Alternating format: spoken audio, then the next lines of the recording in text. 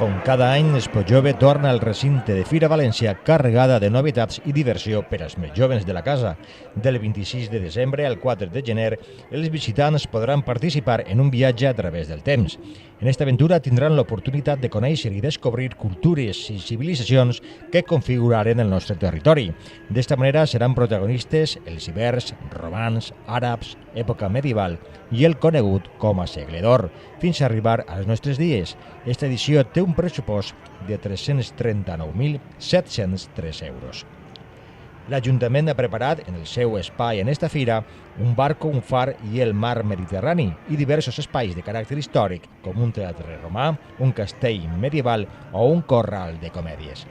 Els visitants podran interactuar i divertir-se gràcies a les múltiples activitats preparades, entre les que s'hi troben tallers de diverses temàtiques, així com contacontes, teatre, titelles, màgia i humor.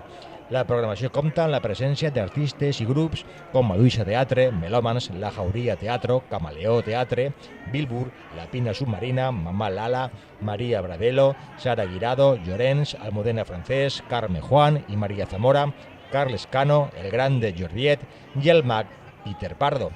També tindran lloc els habituals Breakbacks Fallers.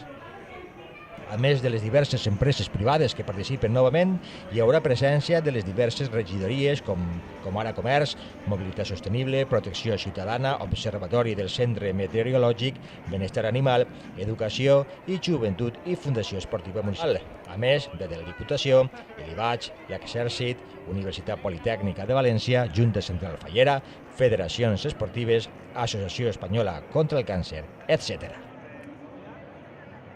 Bueno, a mi la visita d'Expo Jove crec que és una exposició que va bé, que està millorant, que jo si he de fer és comparar-la amb la de l'any passat, que la vaig visitar, crec que està millor.